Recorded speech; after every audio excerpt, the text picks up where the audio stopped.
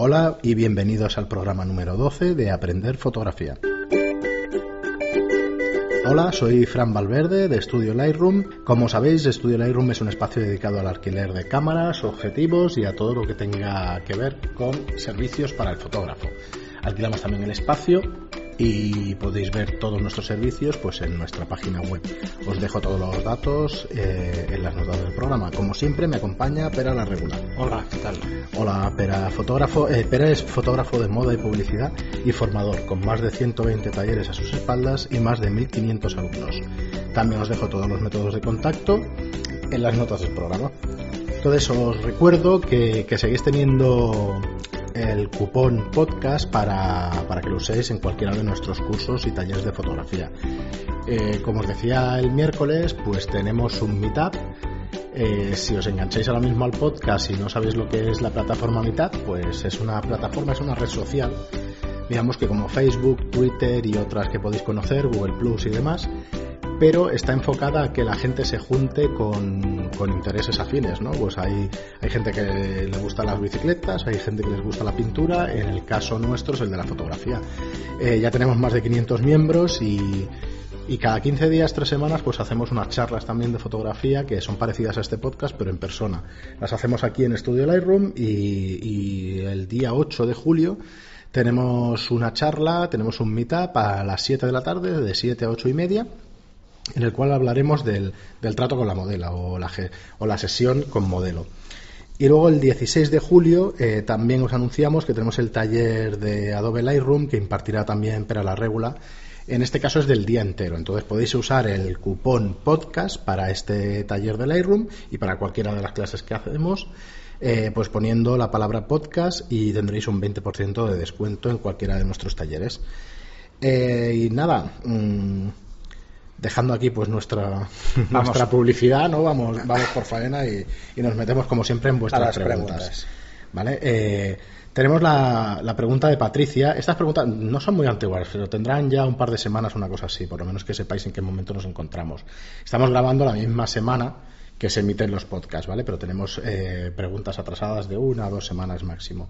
Entonces Patricia nos dice o nos comenta que no le quedaba claro por qué descartábamos el Strobist. Creo que tocamos la parte de Strobist y eso en el capítulo 4 o 5 de la exposición. No es que lo descartemos, ¿no? Claro. Descartamos absolutamente nada. En fotografía nos vale todo. Además, un buen fotógrafo trabaja con los medios que tiene.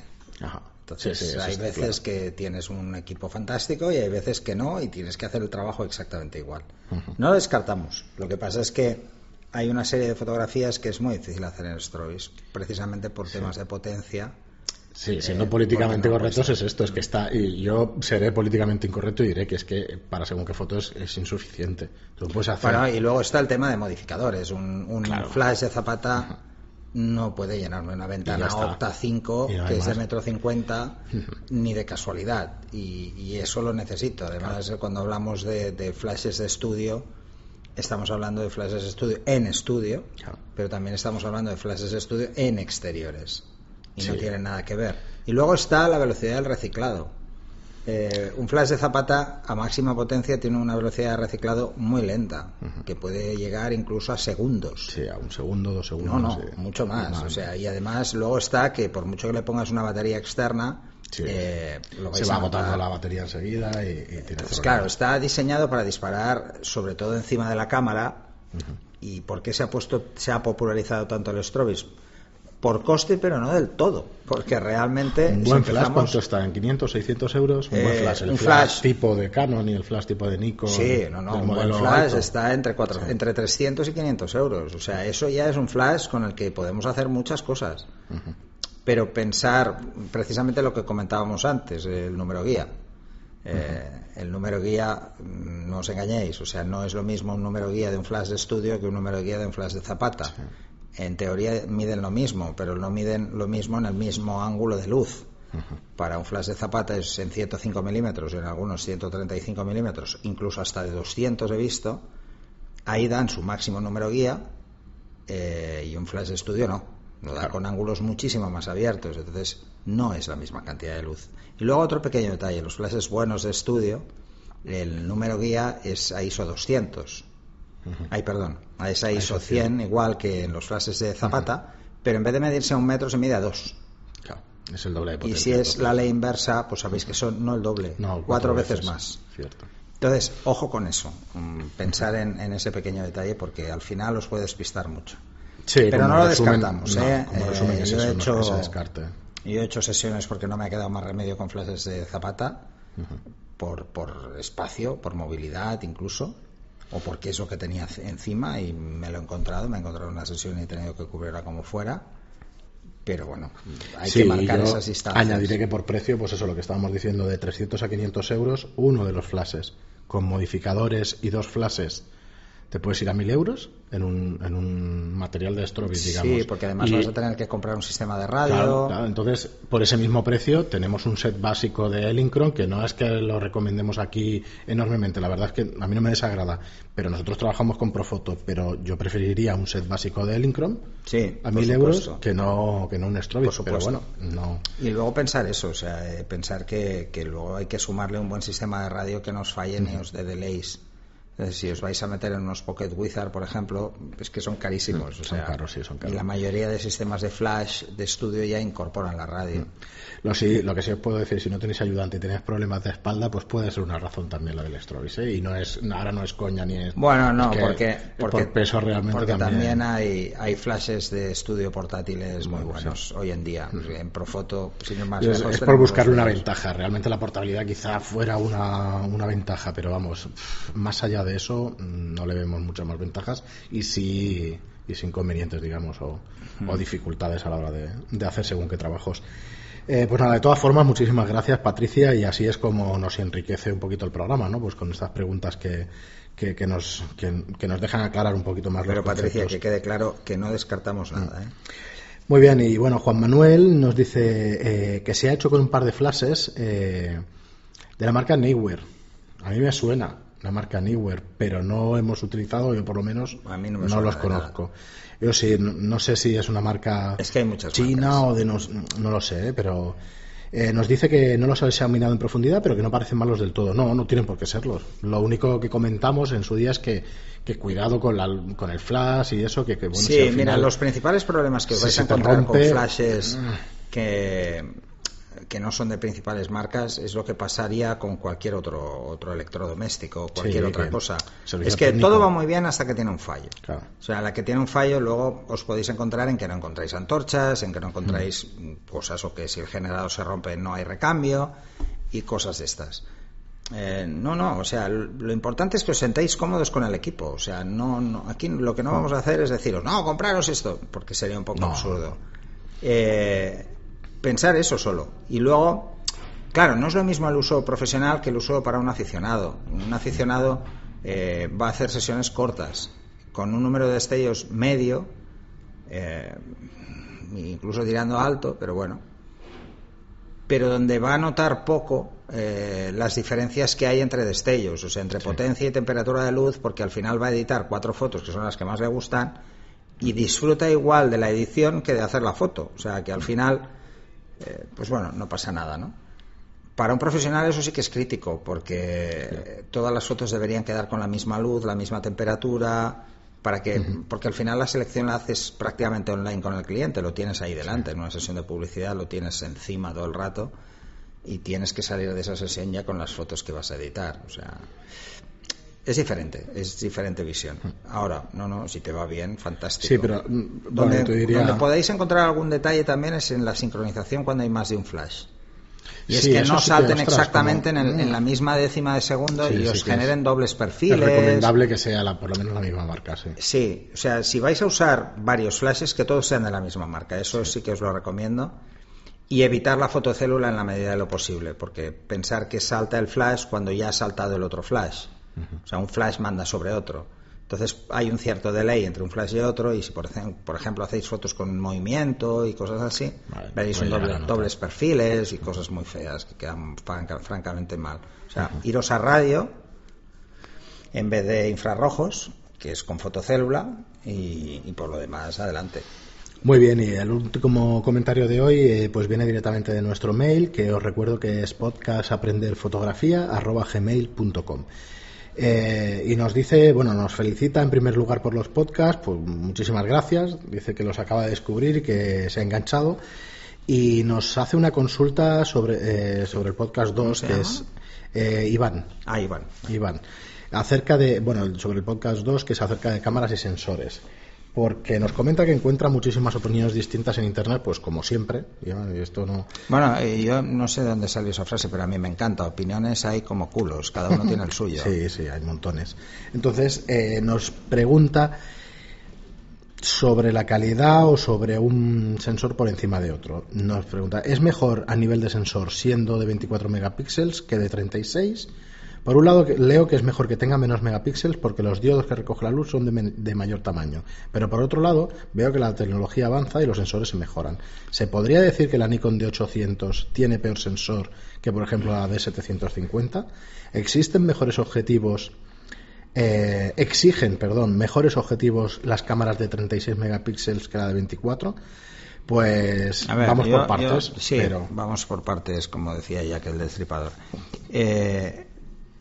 Yo te recomendaría un sensor con menos megapíxeles, precisamente porque el fotodiodo, al ser más grande, genera menos difracción. Sí, luego había una cosita. En un email posterior nos decía que más se refería más a los ISOs altos. Que la pregunta más a ver, se va a notar mucho. Normalmente las cámaras que tienen fotodiodos mayores notan menos los ISOs altos, ¿vale? Sí. O sea, cuanto mayor es el fotodiodo, proporcionalmente, mejor lo lleva. Pero eso tampoco es del todo cierto, porque también depende de qué generación sea ese fotodiodo y de qué generación sea el procesador que lleva el sensor.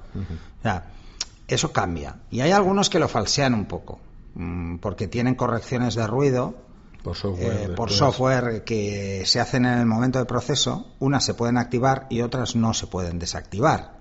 O sea, eso hay que vigilarlo, porque no todas las cámaras hacen lo mismo. O sea, la realidad no la sabemos. El fabricante no sabemos exactamente qué hace. Si nos centramos en física, solo en física, cuanto menor es el fotodiodo, más difracción tiene. Menos nítido será, eso seguro.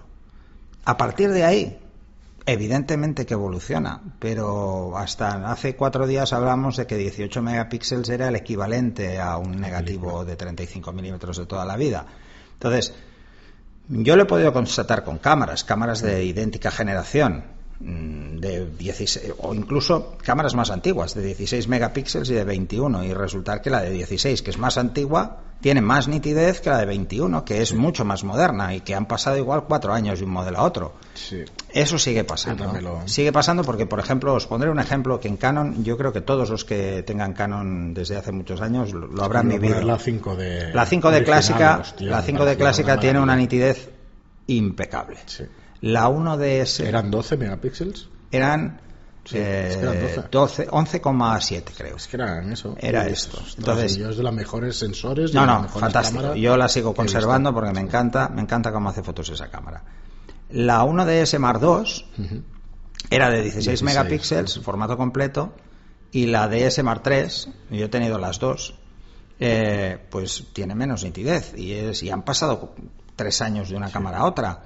Y resulta que es más moderno, pero bueno, ¿dónde estaba la diferencia? Pues en el tratamiento del ruido sí que se nota.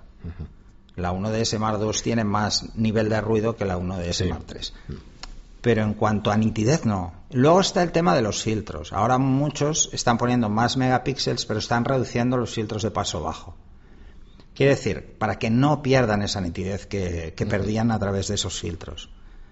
Pero hay que ir con cuidado con eso, porque estaban para corregir otro tipo de problemas. Entonces, ojo, ese equilibrio empieza a ser un poco delicado.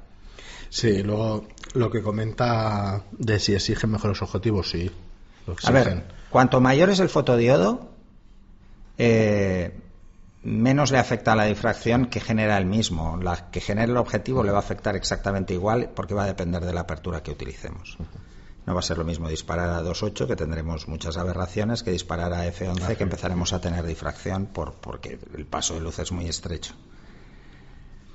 A ver, la cantidad de megapíxeles siempre se va a notar en detrimento, ¿vale? O sea, a mayor número de megapíxeles es más fácil que tengas problemas. Es mucho más fácil. ¿Qué pasa? Que como tienes más megapíxeles, en teoría vas a necesitar, en teoría, más resolución óptica.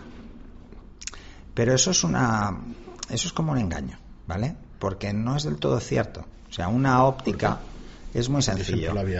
Sí, es muy fácil. Mira, vamos a hacer una comparación que es el ojo humano.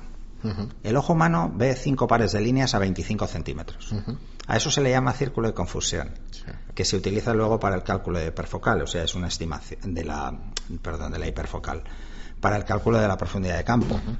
Es una estimación, pero bueno, nos sirve como ejemplo. O sea, vemos que a 25 centímetros es cuanto mejor ve nuestro ojo, y son 5 pares de líneas por milímetro. Quiere decir que vemos 10 puntos por milímetro.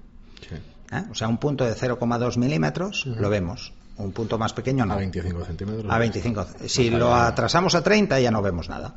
Vale. Los objetivos también se miden así, en líneas por milímetro. Precisamente lo que se hace es medir el ojo como si fuera una lente, ¿no? Pensar que el objetivo más malo le pasa a esos también a 25 centímetros. También se calcula así. Pero igual estamos hablando de 50 pares de líneas por milímetro, el objetivo más malo, o sea, 10 veces más que el ojo humano. Si partimos de esa premisa... De 500, ¿no? ¿De cuánto estamos hablando? De que la resolución... Una vez leí en un foro, me hizo mucha gracia porque es un poco absurdo, si lo ves desde una visión de física. Es absurdo y es decir, no, porque los sensores van a llegar al límite de la resolución óptica. No, eso no puede pasar. Eso es imposible porque no hacemos fotos a 25 centímetros. De hecho, no hay prácticamente ningún objetivo que pueda enfocar a esa distancia, salvo los macro, y no todos, solo a muy poquitos. Entonces, la resolución óptica, conforme vamos ganando distancia, vamos perdiendo resolución. Pero es que esto es así, no la vamos a perder, o sea, no la vamos a mantener eternamente. Y pensar que un objetivo medio está entre 150 y 200 pares de líneas por milímetro, y un objetivo, un super tele, de los que se utilizan, por ejemplo, en deportes, estamos hablando de 300 puntos por milímetro, pares, ppm. Entonces, claro, es más exigente cuanta más resolución en teoría tenéis, pero como también hay más difracción, porque el fotodiodo es más pequeño. No, yo creo que os tenéis que fijar mucho más a la hora de escoger una lente en cómo corrige las aberraciones, por un lado, y luego cuál es su nivel de contraste.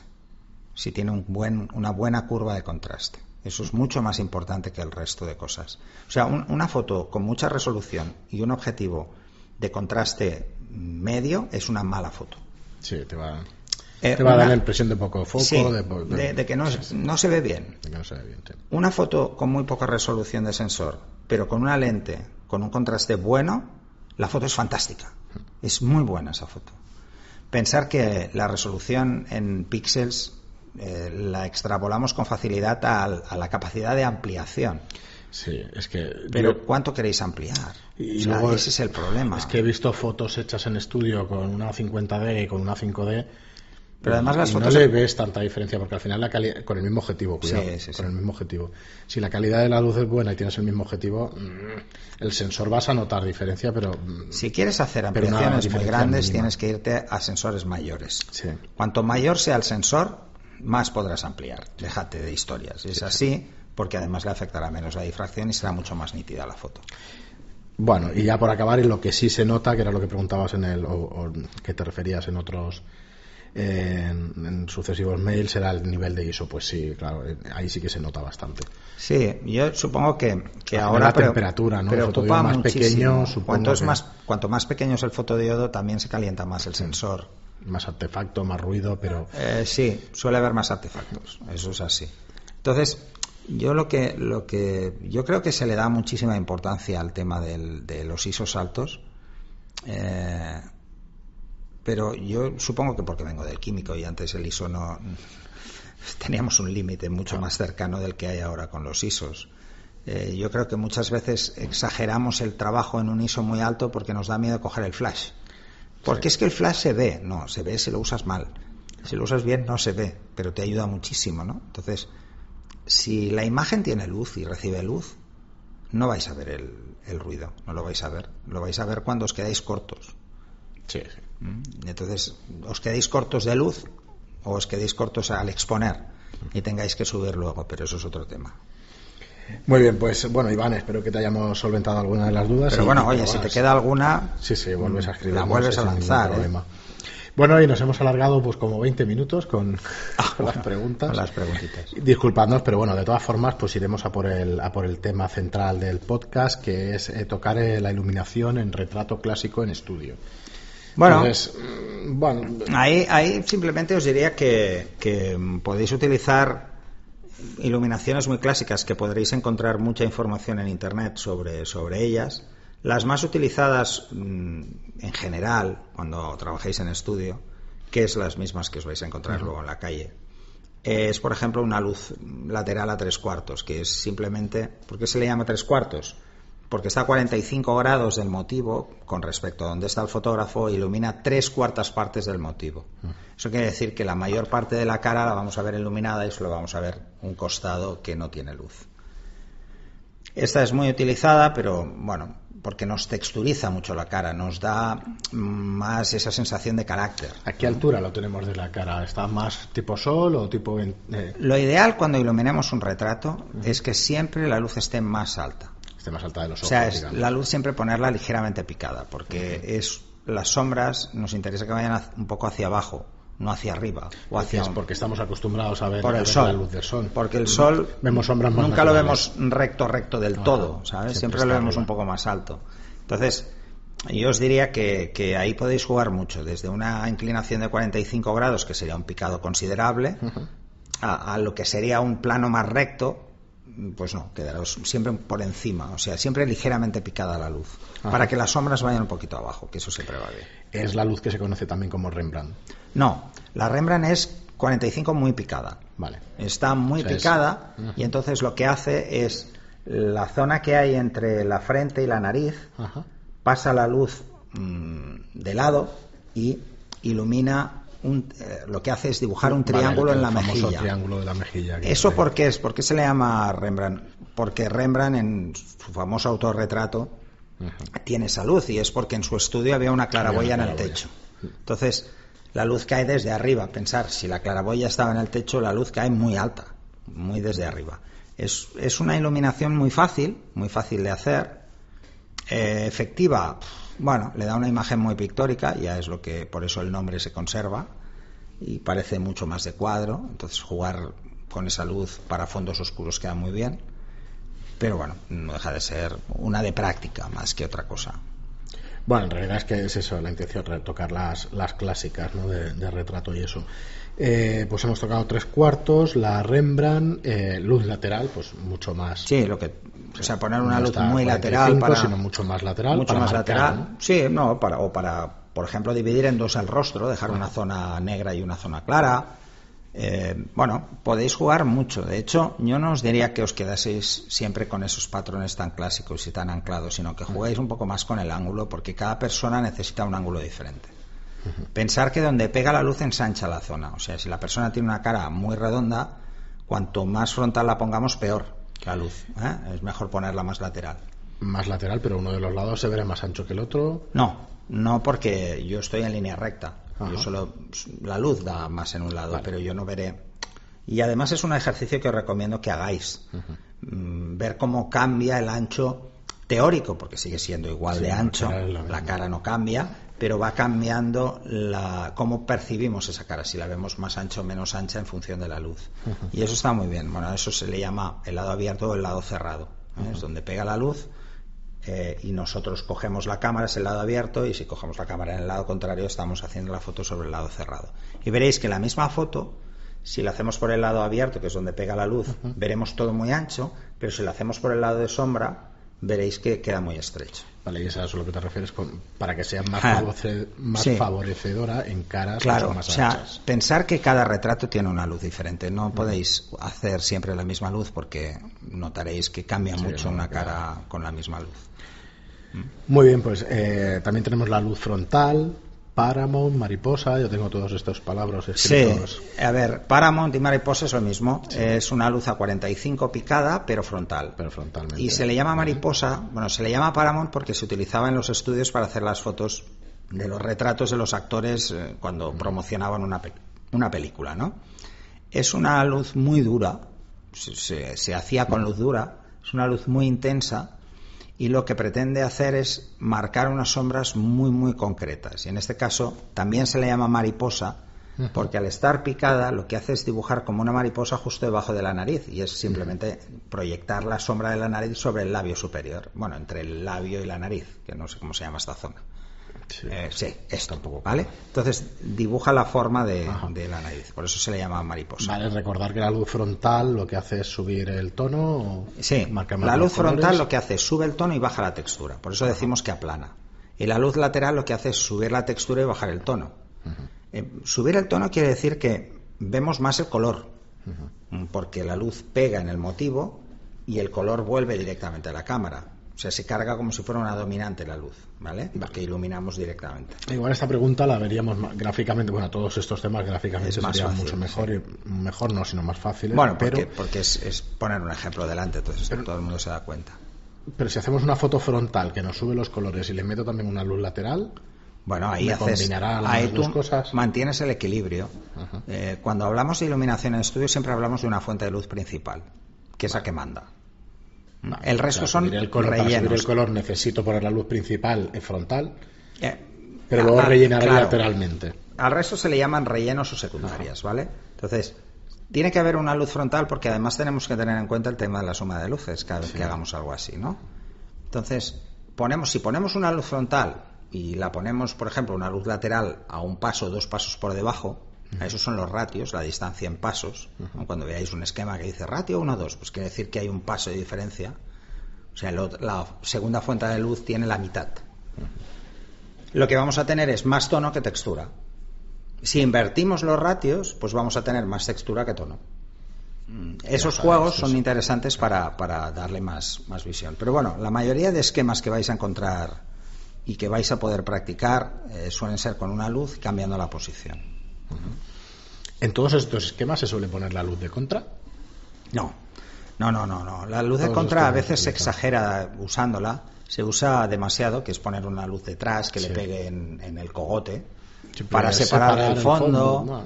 Bueno, pero sí es mucho más sencillo que el fondo sea de un tono que no sea el pelo. O sea, lo que os diría es que poner a una persona con un pelo muy negro en un fondo negro se va a confundir y pues no va a quedar bien. O sea, os va a quedar muy empastado con facilidad el pelo al fondo.